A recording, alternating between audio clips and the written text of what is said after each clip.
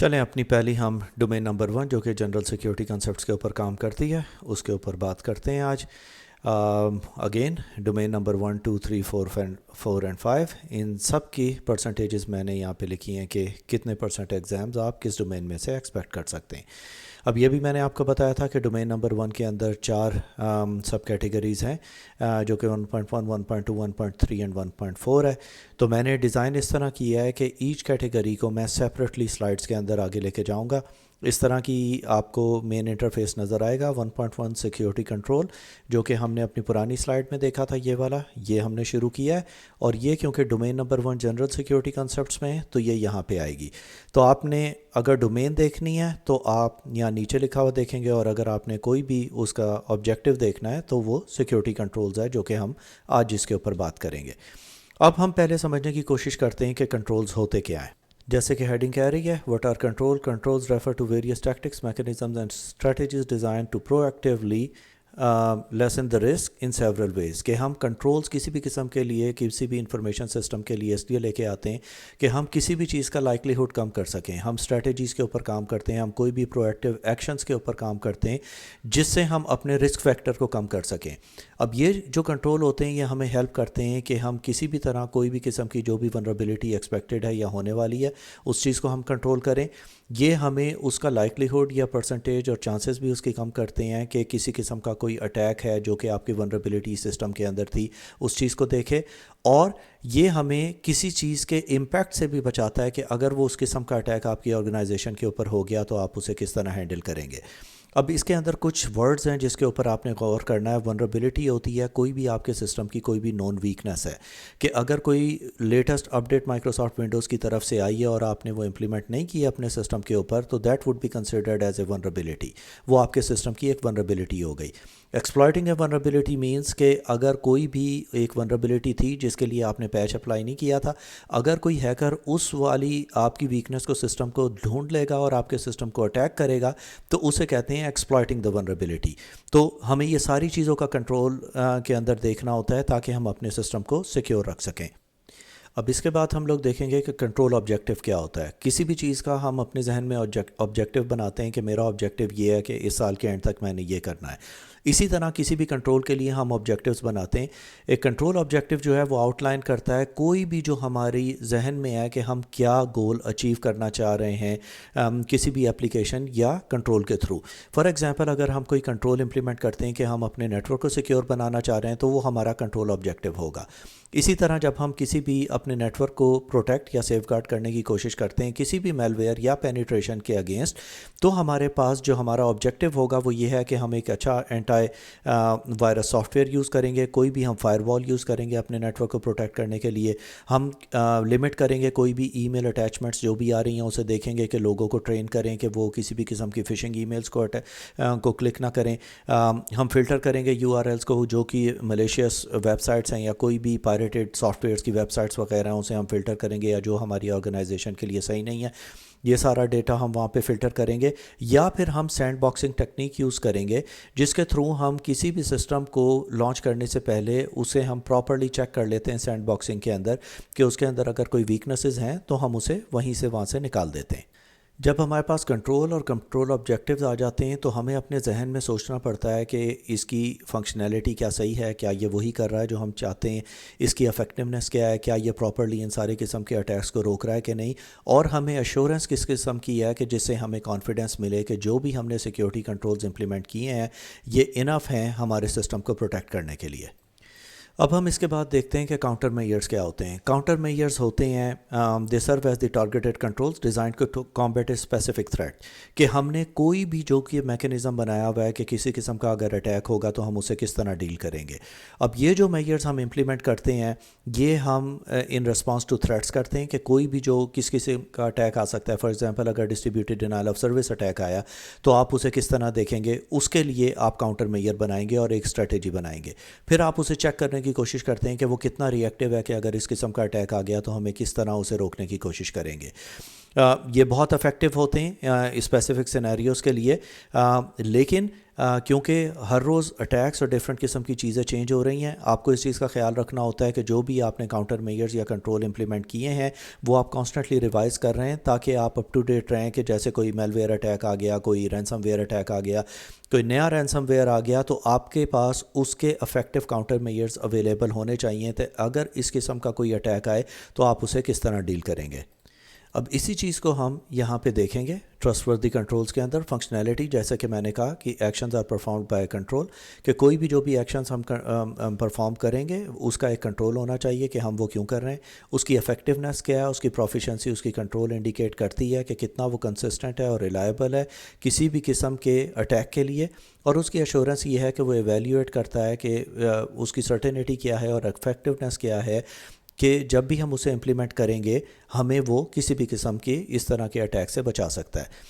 اس کے بعد ہم دیکھتے ہیں defence in depth. Defence in depth کی ایگزامپل ہم اس طرح لیتے ہیں کہ یہ ایک لیئرڈ سیکیورٹی ہوتی ہے جس کے اندر layers and layers of protection ہوتی ہے۔ اسٹریٹجی ہوتی ہے کہ ملٹیپل انٹرلیس لیئرز ہوتی ہیں جو کہ ڈفرینٹ ایریاز کو پروٹیکٹ کرتی ہیں۔ اسے ہم آنین افیکٹ بھی کہتے ہیں ڈفرینٹ سینیریوز کے اندر، جیسے کہ آپ نے آنین کے اندر دیکھا ہے کہ ڈفرینٹ لیئرز ہوتی ہیں، اسی طرح ہم سیکیورٹی لیئرز ڈیفائن کرتے ہیں۔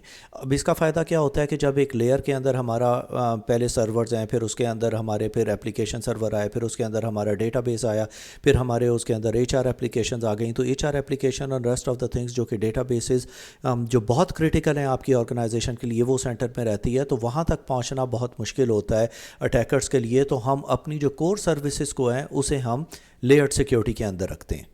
اب یہ کرنے کے لیے ہم کیا کرتے ہیں کہ ہم اسے اسٹرکچر کرتے ہیں کہ ہم اسے اس طرح نہ رکھیں جیسے کہ آپ نے ڈومینوز کھولا ہوگا، اس کے اندر یہ ہے کہ اگر ایک ڈومینو گرے گا تو اس کے بعد ایک کے بعد ایک کر کے پوری لائن گر جاتی ہے۔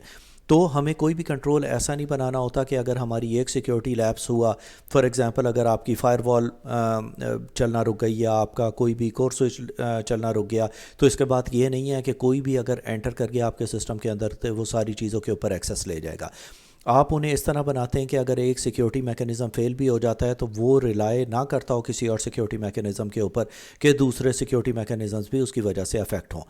اب اس کے اندر ہم مکس اینڈ میچ رکھتے ہیں۔ یہ نہیں ہے کہ اگر ہم نے ایک مائکروسافٹ کے سرورز رکھے ہیں تو ہم اسی کی ساری پروڈکٹس یوز کر رہے ہیں، یا اگر ہم نے کوئی ایک اسپیسیفک گروپ فار ایگزامپل اگر بلو کوٹ کی اپلیکیشنز یوز کر رہے ہیں تو ساری انہیں کے ٹولز ہیں، تو ہم ایک مکس اینڈ میچ رکھتے ہیں تاکہ یہ ہے کہ اگر کسی قسم کی ویکنس یا ولنریبلٹی آئیڈینٹیفائی بھی ہوتی ہے کسی ایک وینڈر کے اندر تو وہ باقی سروسز کو افیکٹ نہ کرے۔ اب اس کے بعد ہمارے پاس سیکیورٹی کنٹرول بیس لائنز آتی ہیں۔ اب یہ کیا ہوتی ہے بیس لائن؟ بیس لائن ہوتی ہے کہ ہم نے جو ایک سٹینڈرڈ سیٹ کیا ہوا ہے کہ ہماری سارے جو کمپیوٹرز ہیں اس کے اوپر اینٹی وائرس سافٹ ویئر ہونا چاہیے، تو دیٹس اے بیس لائن کہ ہم نے ایک سٹینڈرڈ سیٹ کیا ہے کہ کم از کم ہمارے سسٹمز کو یہ ریکوائرمنٹ میٹ کرنی چاہیے۔ آپ نے ایک بیس لائن بنائی ہے کہ ہمارے سارے سسٹمز جو ہیں وہ ونڈوز 10 سے لوور نہیں ہوں گے۔ آپ نے بیس لائن بنائی ہے کہ ہم لوگوں کو کوئی بھی ایڈمنسٹریٹو ایکسیس نہیں دیں گے، تو اس کے اوپر کوئی کمپرومائز نہیں ہوتا ہے۔ آپ وہ ایک سٹینڈرڈ مینٹین کرتے ہیں جو کہ آپ نے اپنی پوری آرگنائزیشن کے اندر لے کے چلنا ہوتا ہے۔ اب اس کے ڈفرینٹ اسٹریٹجیز ہوتی ہیں، یا تو آپ اس کے اوپر کسی قسم کے امیجنگ سافٹ ویئرز یوز کرتے ہیں تاکہ آپ کی وہ کنفیگریشن مینٹین ہو۔ اب security baseline set the foundation standards, ایک بیسک اسٹینڈرڈ بناتی ہے جو کہ کسی بھی انوائرمنٹ کے اوپر ہوتا ہے۔ اب اس کے اندر یہ نہیں ہے کہ آپ نے کسی اور آرگنائزیشن کے اندر سنا کہ انہوں نے یہ اسٹینڈرڈ لگایا ہوا ہے تو آپ نے وہی اسٹینڈرڈ امپلیمنٹ کر دیا۔ آپ اپنے بزنس کے حساب سے دیکھیں گے کہ آپ کو کیا بہتر سوٹ کرتا ہے۔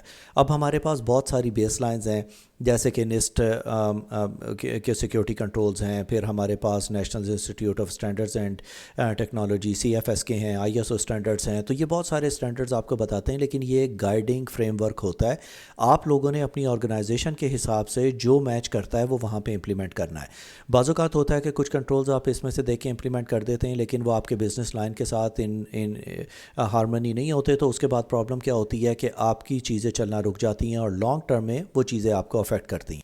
اب آپ کے جتنے سسٹمز جتنے سینسٹیو ہیں ان کو کیا کیا ریکوائرمنٹ چاہیے، انہیں کس قسم کی بیس لائن کنفیگریشن چاہیے، وہ ساری ہم دیکھتے ہیں۔ اگر آپ چاہتے ہیں اور اس کے بارے میں مزید ڈیٹیل لینا چاہتے ہیں تو آپ یہ فریم ورکس فالو کر سکتے ہیں جس کے اندر آپ کو ڈیٹیلڈ انفارمیشن مل جائے گی۔